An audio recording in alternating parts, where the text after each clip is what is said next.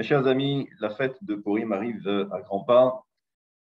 C'est Rosh Chodesh Adar 2 et nous allons essayer de découvrir quelques enseignements relatifs à la fête de Purim. Tout d'abord, on va peut-être essayer de planter le décor. Nous savons que nous sommes en exil. Le premier exil après la destruction du premier Beth Amikdash, le premier temple, et nous sommes à l'extérieur, et nous savons que pendant cette période d'exil, de Galout, nous savons que la position du Zeir Anpin et de la Malchut sont dos à dos. Et lorsque ces deux séphirotes ou ces deux patroufim sont dos à dos, cela signifie que la lumière est moins intense.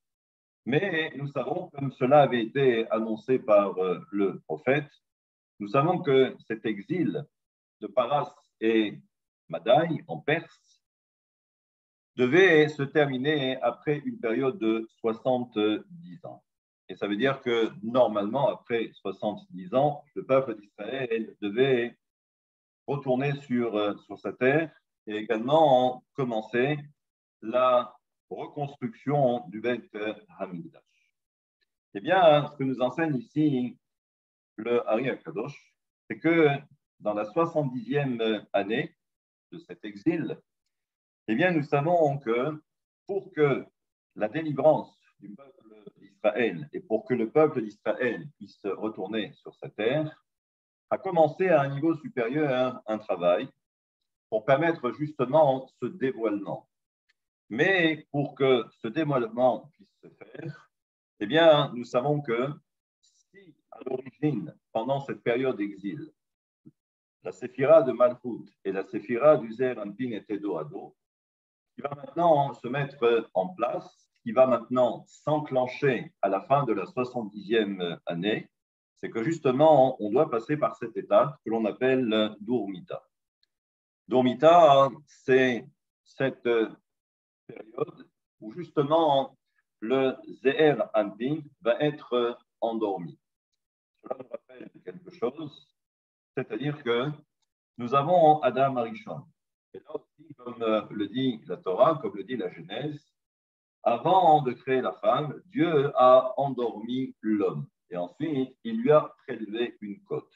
Nous savons que à un niveau supérieur, le principe existe. C'est ce qu'on appelle Dourmita.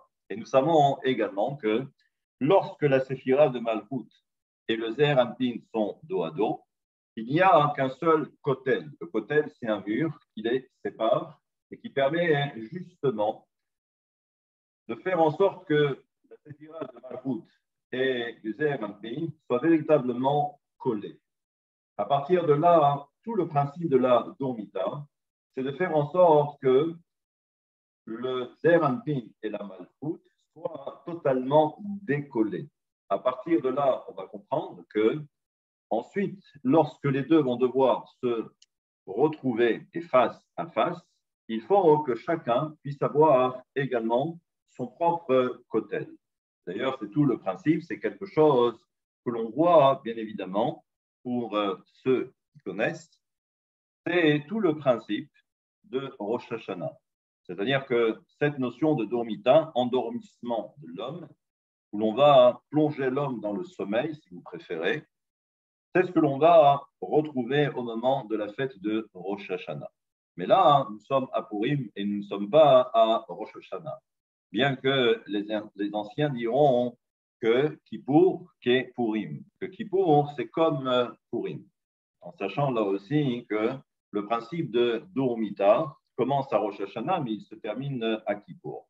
Mais je referme vite la parenthèse. Maintenant, nous voyons que Rosh Hashanah est une fête particulière et que Purim n'a strictement rien à voir avec la fête de Rosh Hashanah. Mais nous aurons l'occasion de montrer que, certes, il y a des coïncidences, il y a des corrélations entre les deux, mais il y a une petite différence concernant la fête de Purim. Et ça, c'est ce que l'on verra un peu plus tard. Mais pour l'heure, eh bien, on nous dit que à ce moment-là, nous sommes donc dans la 70e année. Et voilà que ce programme est en train de se mettre en place. Et ce que nous dit donc ici le Ari Akadosh, c'est que Haman était un très grand astrologue. Et il savait exactement quelle était la position du peuple d'Israël à ce moment-là. Et il savait pertinemment que si toutefois, eh bien, ce programme devait arriver à échéance, à ce moment-là, le peuple d'Israël retournerait sur sa terre et accomplirait également la reconstruction du deuxième Beth Amikdash. Et cela, Haman, c'est quelque chose qu'il ne voulait certainement pas, puisque sa volonté, c'était justement d'exterminer le peuple d'Israël. Et pour ce faire, regardez donc ce que nous dit ici le Ari Akadosh. Menoda, qui Haman Arasha aya ostorologos, astrologue, gadol, shaya chosé, bekochavim ou mazalot. Donc, il était expert eh bien, dans les astres, Kanoda, comme c'est rapporté dans le Midrash. Et d'ailleurs, on comprend que Vayapel pour Huagorad. C'est pour ça qu'il y a ce fameux tirage au sort, d'où justement la fête de Purim. Miyom Leyom. Et donc, on voit qu'il y a ce fameux calcul pour essayer de trouver quelle est la date la plus appropriée pour exterminer le peuple d'Israël. שהיה בודק במזלות של החודשים באיזה חודש יצליח לכלות את ישראל חס ושלום. ובפרט במה שכתב בספר הזוהר. Et nous savons que c'est rapporté également dans le Zohar, dans les Tikkuné à Zohar, dans ce qu'on appelle le Tikkun 21. כי הוא מעשר את בניו כוללים כל 10 קליפות החיצונים. Et nous savons que lui est également ce que l'on va appeler les 10 forces du mal, correspondent d'ailleurs à ces 10 enfants, à ces 10 garçons. Et nous savons que les enfants de Haman, donc les 10 garçons de Haman, représentaient justement le support ou les supports de ce que l'on va appeler la Sitra, l'autre côté. Et nous savons qu'il y a les forces du mal, mais il y a le représentant des forces du mal, celui que l'on appelle Samech Mem. Eh bien, Haman représente ici-bas le support du Samech Mem. שהוא כולל הפרצוף זעיר אנפין דקליפה דברייה, ça je laisse. וידע המן בחוכמתו שמצד הטומאה, את עניין מיעוט השגחתו יתברך על בן ישראל מצד הזעיר אנפין, בימים ההם בסוף הגלות. Et Haman savait pertinemment, grâce aux forces du mal, donc il avait cette connaissance, où il savait que pendant ce moment où le Zeir Anpin est dans une période d'endormissement, où on va dire tout simplement que le Zeir Anpin dormait, je vais dire à point nommé, eh bien, il sait que si à ce moment-là, le Zeir Anpin n'est plus en capacité de pouvoir intervenir pour défendre le peuple d'Israël, c'est à ce moment-là que Haman décide donc de projeter à travers justement tous ces calculs de détruire le peuple d'Israël. Et là, on comprend que Yot Azer Anpin Vchinat Hashena ve'atardema ולכן חשב ועלה בליבו של המן כי עתה הזמן מוכן לאבד את צונאיהם של ישראל. Et donc, il a considéré que c'était le moment opportun, justement, pour exterminer le peuple d'Israël. D'ailleurs, il est dit, Vedesod Inyan, Bikuach Haman im Achashverosh, im yale beyadam etza zo lechalot et Israël. Et là, on comprend qu'il y a eu cette discussion apparemment entre Haman et Achashverosh pour savoir s'ils étaient capables ensuite de mener à bien ce projet. Et on voit dans la Megillah, à un moment donné, où Haman interpelle le roi et lui dit Yesh Noam, il y a un peuple. Et c'est pourquoi la notion de Yesh Noam, et il y a Yesh Noam, il y a un peuple, mais les Chachamim, dans le Midrash, vont expliquer que Yeshno, c'est Milachon Yashan, vous. Haeloah Shelahem. C'est-à-dire, en fait, leur Dieu, pour l'instant, est en sommeil. C'est-à-dire que pour l'instant, il dort. Et là, on fait référence, bien évidemment, au Zer Anpin. Et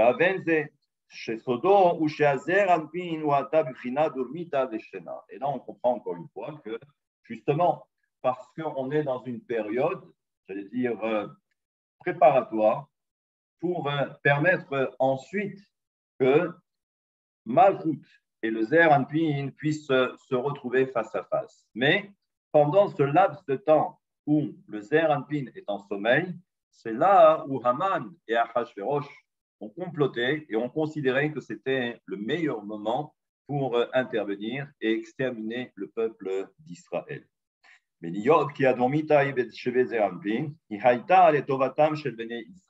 en fait, on va le voir, c'est que, au contraire, ce n'est pas parce que le Zer Anpin, qui maintenant est endormi et qu'il n'y a plus aucune protection pour le peuple d'Israël, que maintenant Haman et Achashverosh vont pouvoir mener à bien leur projet. Au contraire, c'est que pendant cette période de Dormita ou de Shena, eh bien, on va voir que c'est tout le contraire. Et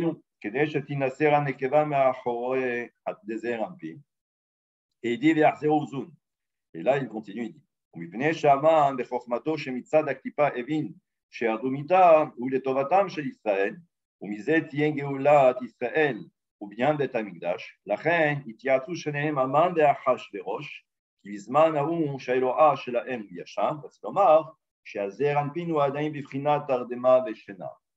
Donc, j'avais déjà anticipé, et il continue et il nous dit quoi? כדי שלא ישארו מבני ישראל, אפילו et donc, on comprend que la volonté de Haman était véritablement d'exterminer le peuple d'Israël pendant cette période. Mais, comme nous allons le voir maintenant, mais pendant cette période de sommeil, où on a l'impression que le peuple d'Israël est livré à lui-même et qu'il n'y a plus aucune protection d'en haut. Ce que Haman ne savait pas, c'est que même si le Zeir Anpin est endormi, mais au contraire, la séphira de Malchut, qui représente justement les enfants d'Israël, eh bien, elle ne dort pas. Et nous savons que si le Zeir Anpin s'endort, c'est que, pourquoi? C'est parce que ce que l'on appelle les mouhin, rappelez-vous, on a eu l'occasion d'en parler à plusieurs reprises, les mouhin de Abba et de Ima qui se trouvent dans le Zeir Anpin. À un moment donné, eh bien, les mouhin quittent le Zeir Anpin et elles vont aller directement sur la Malchut, pour que vous compreniez un peu mieux. C'est qu'en temps normal, la Malchut reçoit du Zeir Anpin directement. Mais là, pendant cette période de Dormita, que ce soit à Rosh Hashanah ou que ce soit à Purim, eh bien, on a endormi, comme pour dire que les mouchines sont sorties directement du Zeir Anpin et elles sont allées directement sur la séphira de Malchut. Ça veut dire que la séphira de Malchut, maintenant, est en prise directe avec les deux séphirotes de Chochma et de Bina. Et à partir de là, on comprend que à son tour, maintenant, elle va pouvoir se construire. Ça arrive parfois, encore une fois, à Rosh Hashanah et à Purim. Mais en temps normal, comme par exemple dans la Tefila le matin, nous savons que la construction de la Séphira de Malchut passe obligatoirement par le Zeir Anpin. Et elle ne peut recevoir les mochines que par le biais du Zeir Anpin. Mais Purim et Rosh Hashanah, c'est particulier. Et on a compris donc c'était pour construire le partsouf de la Nokva et pour arriver panim bepanim. Et là, yesh az e'ara ve'ashgacha zo al beni Israël mitzida shel Nokva. Et là, on comprend que en fait, Haman et Achashverosh se sont totalement plantés. C'est que Il pensait que le Zeranpin était endormi et donc le peuple d'Israël était livré à lui-même et qu'ensuite on pouvait faire du peuple d'Israël ce que l'on voulait. Simplement, ils ont oublié que la Séphira de Malchut, elle était bien consciente et elle a continué, bien évidemment, étant donné qu'elle a reçu en plus davantage de lumière grâce au mochin de Abba et de Ima. Eh bien, on comprend qu'elle a pu protéger le peuple d'Israël. Et cette lumière, justement, qui s'est dévoilée pendant cette période, Sheira Az al Beni Israël, qui a éclairé le peuple d'Israël, Haïta Inyan Shoresh Nishmat Mordechai Hatzadik. Et donc, cette grande lumière qui est passée directement par la Séphira de Malchut et qui s'est dévoilée justement pendant la période de Purim, ce grand dévoilement de lumière, ce Giloui, d'ailleurs, on verra tout à l'heure, avec les différents cours que l'on va essayer de mettre en place, on va voir que la notion de Giloui, qui veut dire le dévoilement, c'est la notion de Megillah. Megillah qui veut dire dévoiler. Megillat, Esther. On dévoile ce qui était caché. Mais là aussi, pour l'instant, vous comprenez maintenant que, et là, on comprend que c'est ça l'origine, la source de l'âme de Mordechai Hatzadik. Mais cela, c'est ce que l'on verra un peu plus tard. Donc, pour comprendre, on voit qu'il se passe quelque chose à la fin de la 70e année. Aman en est conscient, mais pour empêcher que le peuple d'Israël puisse retourner sur sa terre et reconstruire le Beth Amikdash, c'est pourquoi justement il va fomenter cette destruction du peuple d'Israël, mais Lo Alman Israël, le peuple d'Israël n'est pas orphelin, Lo Yanum Velo Ishan. On voit que la Séphira de Malchut, elle a veillé au grain et elle a protégé le peuple d'Israël grâce à Mordechai, mais on verra également qu'il y a forcément Esther. Dans le prochain cours, on va voir que pour éviter qu'il y ait ce dévoilement de lumière, pour protéger le peuple d'Israël, c'est pourquoi Haman, avec, j'allais dire, la complicité de son épouse, Zeresh, et également tous ses conseillers, c'est pourquoi il décide de construire une potence pour ensuite exterminer Mordechai. On verra ensuite à quoi correspond cette potence, ce Hamishim Ama, ces 25 mètres de hauteur pour prendre haut et pour Haman. Et ça, ce sera pour le prochain cours d'Ezrat Hashem.